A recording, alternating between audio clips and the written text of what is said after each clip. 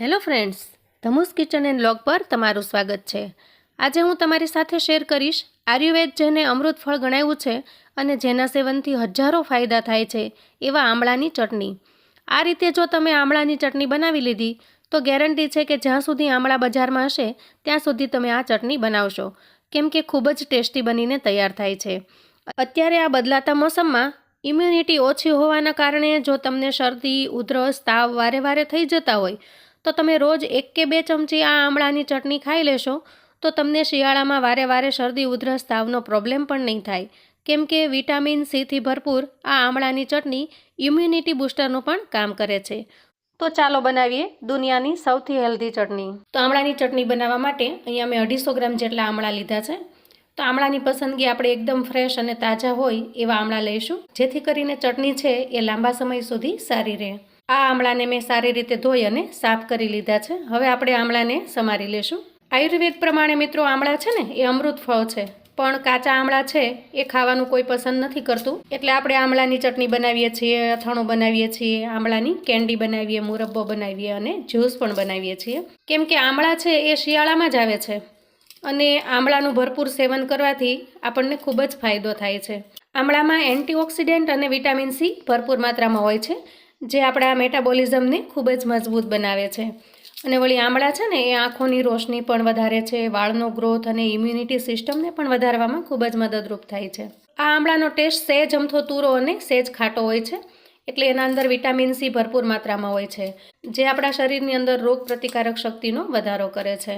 આપણે વારે વારે બીમાર પડતા હોઈએ તો તમે જો આમળાનું સેવન નિયમિત કરો તો તમારી રોગ પ્રતિકારક શક્તિ સારી બને છે। અને આપણે બજારની અંદર શિયાળાની અંદર ચ્યવનપ્રાશ ખાતા હોઈએ છીએ, જેનાથી આખું વર્ષ આપણા સ્વાસ્થ્યને આપણે સારું રાખી શકીએ। તો ચ્યવનપ્રાશની અંદર પણ ભરપૂર માત્રામાં આમળાનો ઉપયોગ થયો હોય છે। મિત્રો, આટલા બધા ફાયદા છે તો આપણે પણ જ્યારે શિયાળાની અંદર આમળાની સિઝન હોય ત્યારે આમળાનું સેવન ચોક્કસથી કરવું જોઈએ।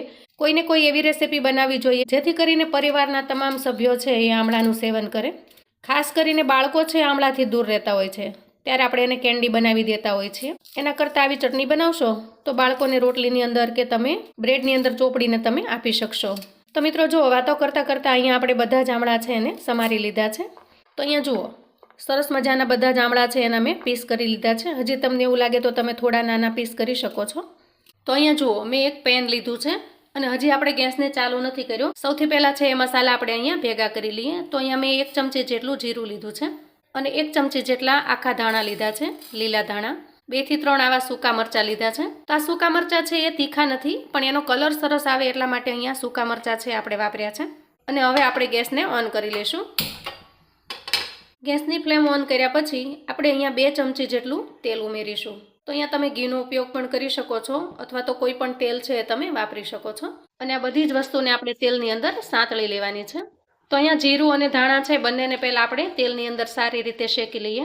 ધાણા અને જીરું થોડા શેકાયા છે તો અહીંયા હું 4 થી 5 લસણની કળીઓ છે એડ કરીશ। તો આના અંદર લસણનો ટેસ્ટ ખૂબ જ સરસ આવે છે, પણ જો તમે લસણ નથી ખાતા તો અહીંયા લસણ છે એને તમે સ્કીપ કરી શકો છો। હવે અહીંયા મેં આવા 3 લીલા મરચાં લીધા છે અને એને આપણે સહેજ અંદર કટ કરી અને પછી નાખીશું, જેથી કરીને તેલની અંદર શેકાશે ત્યારે ફૂટે નહીં। અને અહીંયા આપણે એડ કરીશું થોડા શિંગદાણા અને થોડા સાંતળી લઈએ। બધી જ વસ્તુ સારી રીતે સતળાઈ જાય એટલે આપણે અહીંયા આમળાને નાખી દઈશું અને આમળાને પણ સારી રીતે આમાં મિક્સ કરી લઈએ। તો આ રીતે કરવાથી શું થશે, આમળાની કચાશ છે એ એકદમ દૂર થઈ જશે અને એની ચટણી છે એકદમ ટેસ્ટી અને લાજવાબ બનીને તૈયાર થશે।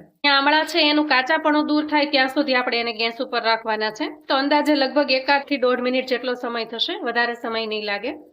તો અહીંયા 20 થી 25 સેકન્ડ સુધી ઢાંકણ છે એને બંધ કરી દઈએ। પાણી નાખવાની બિલકુલ જરૂર નથી, કેમ કે આમળાની અંદરનું જે મોઇસ્ચર છે એનાથી આપોઆપ આમળા છે એ સરસ ચડી જશે। અને પાણી નાખીશું ને તો આ ચટણી છે એની સેલ્ફ લાઈફ ઓછી થઈ જશે, લાંબા સમય સુધી આપણે જે સારી રાખવી છે એ નહીં રહે। તો અહીંયા ઢાંકણ ઢાંકીને આપણે માત્ર 20 થી 25 સેકન્ડ જ રાખવાનું છે અને પછી આપણે ફરીથી એને ચલાવી લેવાનું છે। તો આ સ્ટેજે આપણે ગેસને અહીંયા બંધ કરી દઈશું અને આ મિશ્રણને આપણે થોડીવાર ઠંડુ થવા દઈએ। તો સામાન્ય તાપમાન પર આવે ત્યાં સુધી આને આપણે ઠંડુ થવા દઈશું। તો આ મિક્સચર ઠંડુ થઈ જાય એટલે આપણે એને મિક્સચર જારની અંદર ટ્રાન્સફર કરી દઈએ। તો મિત્રો, આ રીતે બનાવેલી ચટણી દુનિયાની સૌથી હેલ્ધી ચટણી છે। આનાથી હેલ્ધી ચટણી કોઈ હોઈ ન શકે। તો અહીંયા જુઓ, આ બધી જ વસ્તુ જારની અંદર આવી ગઈ છે હવે આપણે થોડો અમથો લીલો હળદરનો કટકો છે એને પણ સમારીને નાખીએ. તો તમને ખ્યાલ છે મિત્રો કે શિયાળામાં હળદર પણ એટલી જ આવે છે. એના પણ એટલા જ સરસ ગુણ છે જે હેલ્થને ખૂબ જ લાભદાયી છે. એટલે અહીંયા થોડો અમથો મેં હળદરનો ટુકડો એડ કર્યો છે. એનાથી કલર પણ ખૂબ સરસ આવશે. હવે આપણે આ ચટણીનો ટેસ્ટ છે એને 100 ગણો વધારવા માટે થોડી કોથમીર લીધી છે. તો આવી રીતે દાખલા સહિત આપણે કોથમીર છે એને એડ કરીશું. તો આ કોથમીરને હું સમારીને નાખી દઉં છું. થોડું અમથું રફલી ચોપ કરીને આપણે એડ કરી દઈએ. ઉમેરીશું આપણે સ્વાદ પ્રમાણે સંચળ. તો અહીંયા હું મીઠાનો ઉપયોગ બિલકુલ નથી કરવાની. સંચળથી આપણે ચટણી છે એનો ખૂબ જ મસ્ત ટેસ્ટ આવશે અને મીઠું નાખવાની તમારે જરૂર પણ નહીં પડે. તો અહીંયા સ્વાદ પ્રમાણે આપણે સંચળ ઉમેરીશું. આપણી ચટણી બનવા માટે તૈયાર છે. તો ઢાંકણ ઢાંકી અને સરસ મજાની ચટણી છે એને ગ્રાઇન્ડ કરી લઈએ મિક્સચરમાં. પણ આપણે આના અંદર અત્યારે પાણી કે કશું જ નાખવાનું નથી. તો ચટણીને આપણે પીસી લીધી છે. જુઓ, એક વખત ચેક કરીએ કેવી બની છે. તો અહીં તમે ચટણીનું ટેક્સચર જોઈ શકો છો. તો આપણે જાણે ખરડિયા ઉપર સરસ મજાની લસોટીને બનાવી હોય એવી સરસ બની છે.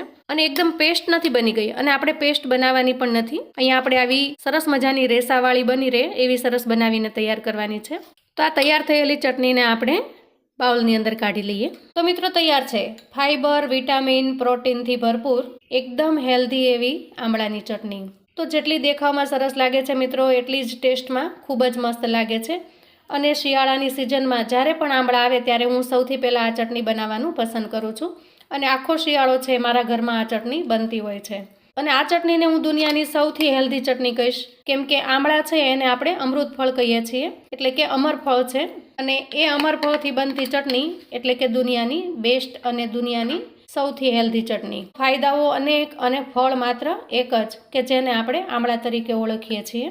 બાળકો જો કાચા આમળા ન ખાય તો તમે આવી રીતે ચટણી બનાવી અને એને જ્યારે પણ તમે સેન્ડવિચ કે એવું બનાવી દો ત્યારે આ ચટણી છે એને તમે લગાડીને આપી શકો છો. તો બાળકો પણ આવી રીતે આમળા છે એનું સેવન કરી શકે. અને ટેસ્ટ તો એકદમ લાજવાબ બને છે મિત્રો. કોઈ પણને આ ચટણી છે એ ખૂબ જ ભાવશે અને બનાવ્યા ભેગી જ ચટણી ખૂટી જશે એટલી ટેસ્ટી બનીને તૈયાર થાય છે. તો મિત્રો ચટણીના મેં ભરપૂર વખાણ કર્યા છે. તો મને આશા છે કે તમે ચટણી ચોક્કસથી બનાવશો.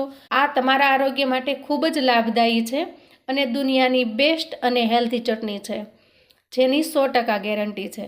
તો મિત્રો ચોક્કસથી બનાવજો. એક વખત બનાવી અને તમે ટ્રાય કરજો. અને જો તમને ભાવે તો નિયમિત આ ચટણી છે એને તમારા આહારમાં સમાવજો. તો આવું અવનવું જાણવા માટે મિત્રો તમે ચેનલ પર જો નવા છો ને તો ચેનલને સબસ્ક્રાઈબ કરો. વિડીયો ગમે તો લાઈક અને શેર કરો.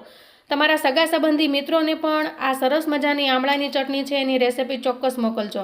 કેમ કે એ લોકો પણ આવી સરસ મજાની હજી આમળાની સિઝન છે ત્યાં ચટણી બનાવીને તૈયાર કરી શકે અને એન્જોય કરી શકે. મને કોમેન્ટમાં ચોક્કસથી જણાવજો કે આજની આ ચટણી બનાવવાની રેસિપી તમને કેવી લાગી છે. ફરી મળીએ એક નવી રેસિપી સાથે. ત્યાં સુધી આવજો મિત્રો.